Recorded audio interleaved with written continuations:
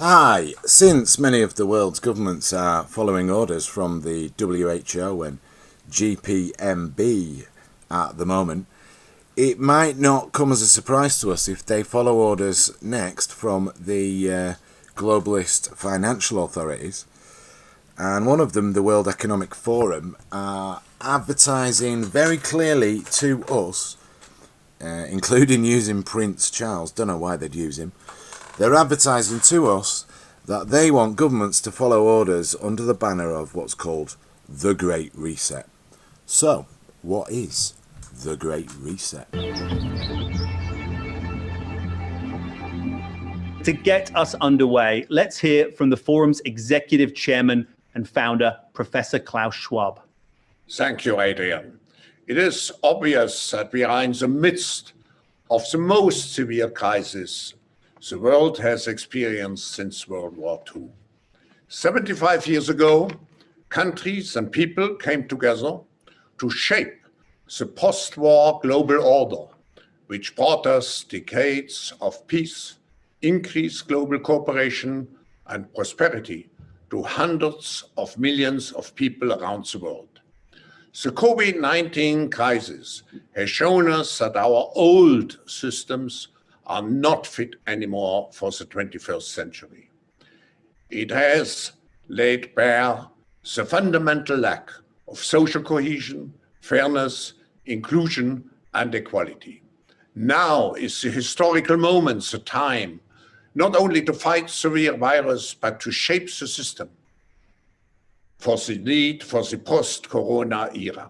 In short, we need a great reset. Well, there he is, sat on his throne.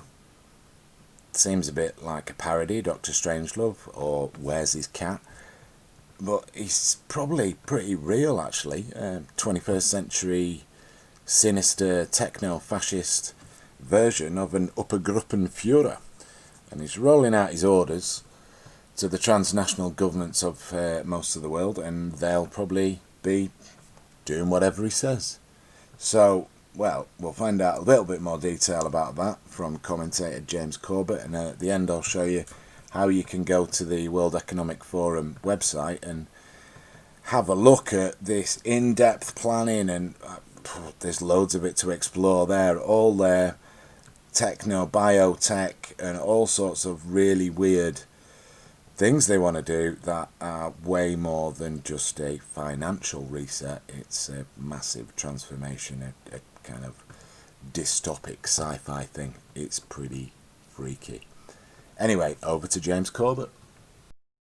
Specifically, they say over and over, the Great Reset is that, again, that's just a brand name, and like most brand names, it means nothing in terms of what is the product that is actually being sold.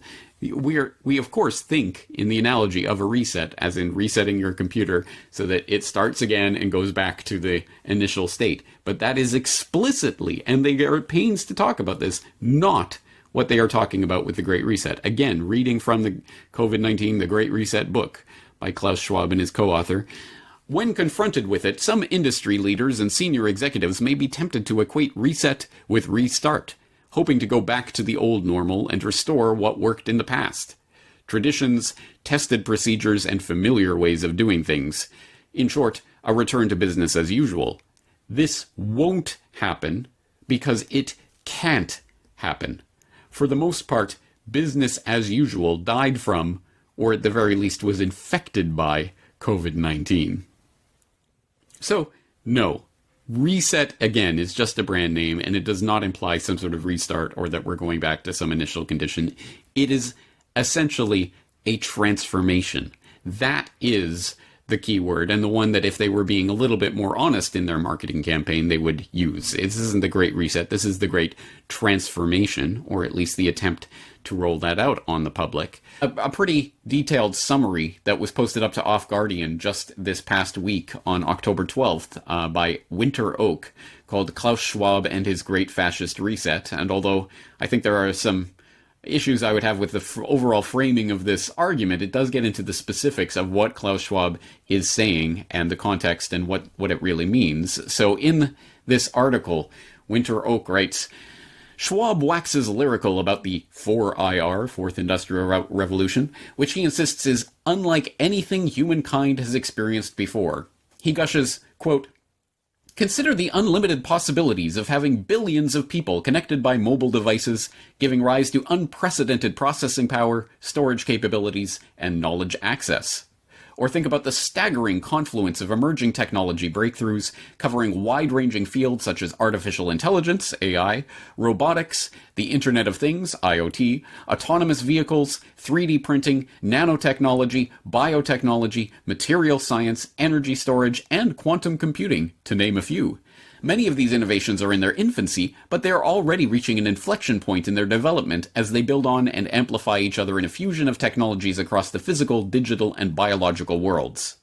He also looks forward to more online education involving the use of virtual and augmented reality to dramatically improve educational outcomes, to sensors installed in homes, clothes and accessories, cities, transport and energy networks, and to smart cities with their all-important data platforms. "All things will be smart and connected to the internet," says Schwab, and this will extend to animals, as sensors wired in cattle can communicate to each other through a mobile phone network. He loves the idea of smart cell factories, which could enable the accelerated generation of vaccines and big data technologies. These, he assures us, will deliver new and innovative ways to service citizens and customers, and we will have to stop objecting to businesses profiting from harnessing and selling information about every aspect of our personal lives. Establishing trust in the data and algorithms used to make decisions will be vital, insists Schwab. Citizen concerns over privacy and establishing accountability in business and legal structures will require adjustments in thinking. At the end of the day, it is clear that all this technological excitement revolves purely around profit, or value, as Schwab prefers to term it in his 21st century corporate newspeak. Thus, blockchain technology will be fantastic and provoke an explosion in tradable assets, as all kinds of value exchange can be hosted on the blockchain. Blockchain, Bitcoin, same thing, right? The technologies of the 4IR, rolled out via 5G, pose unprecedented threats to our freedom, as Schwab concedes.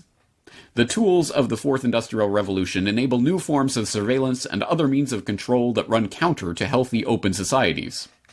But this does not stop him presenting them in a positive light, as when he declares that public crime is likely to decrease due to the convergence of sensors, cameras, AI, and facial recognition software.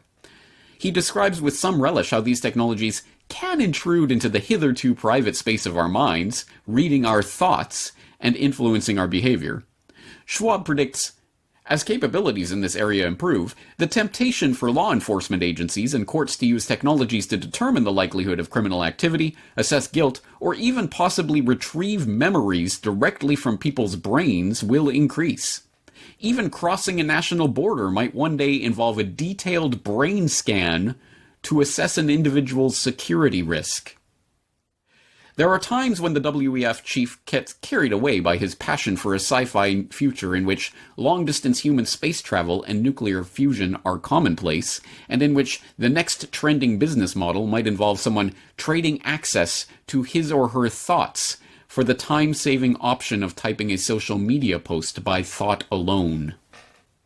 Talk of space tourism under the title The Fourth Industrial Revolution and the Final Frontier is almost funny, as is his suggestion that a world full of drones offers a world full of possibilities.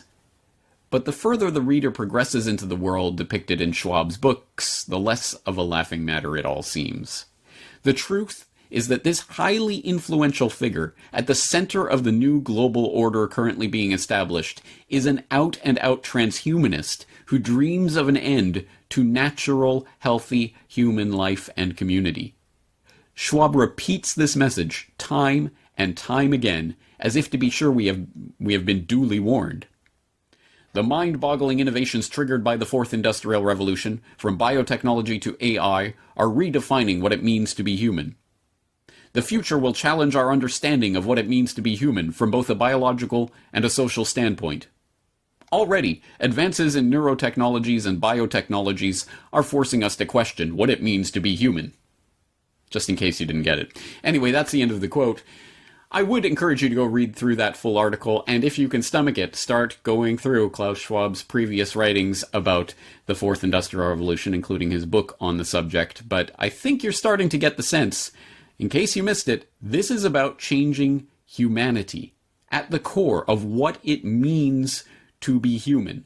So as you can imagine, the knock-on effects from this are not just manifold, it's everything about who we are, our society, the way it's structured, the way we interact with other people in every respect is being altered forever on the basis of this great reset that is being actively and openly conspired on by some of the richest and most influential people on the planet. But don't worry, they will have no shortage of feel-good buzzword catchphrases about environmental responsibility and sustainability and equality and inclusion and all of the other catchphrases that we've been taught, to clap like trained seals when we hear them, without thinking for one moment what they are actually talking about here. Oh yeah, international travel, you'll probably have to have brain scans to determine if you're a security threat risk, but whatever. Anyway, moving right along. It'll be so great, because you'll be able to post things to social media via your thoughts.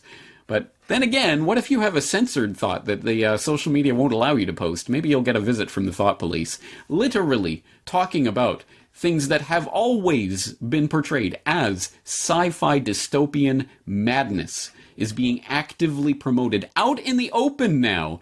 No attempt to hide this. This is not some sort of dingy, dark corner of a rumor about some sort of global conspiracy. Here it is, in black and white. And anyone who is not paying attention to this and not taking it seriously is ultimately not on the field of battle in terms of the ultimate battle for the future of the human species. I cannot stress enough how important this is. Well, yeah, it's out in the open now, isn't it? This is what the techno-fascists want to do. I'm not sure they've got everything in place. If you look at their website here, this section's called Strategic Intelligence. So, well, what else would you expect from an Obergruppenführer? It's all a bit military, isn't it? Anyway, you can click on vaccinations if you like. I daren't. But if you click on COVID-19, you get to several years' worth of planning in this this weird diagrammatic interactive thing. You can click on the spindles, it takes you to more levels of information. So, it's a bit funny that, isn't it? You click on COVID-19 and you've got years' worth of planning, levels deep, and yeah, they just came out with this recently because the so-called pandemic is it's a convenient moment and it's all a coincidence, isn't it? Yeah, years worth of planning this for people, for the elites with their poncing around. Anyway, there's loads to discover here. It's nothing to do with the virus, this, is it? There's financial changes, there's all sorts of social transformation stuff. Here's a section on biotechnology. Frankenstein stuff. I'm not sure they're ready to roll with this. Is it just marketing from their tech companies, some of this? Reading people's thoughts? Really? Well, maybe in a few years. I'm not so sure that it's going to work, but they're going to make a mess of people at the very least, aren't they? They're going to make a mess of animals that they do this stuff to. It's just dystopia on steroids, isn't it? Anyway, it's all kicking off. This is governments are just rolling over and letting this happen. We could go into that, but anyway, we know our common enemy. Pass the message on, get the information out, do what you can, share any good ideas to resist this. We need to, don't we? Good luck out there. There's lots of us. I'm finding people in my area that are willing to do something. Power to the people.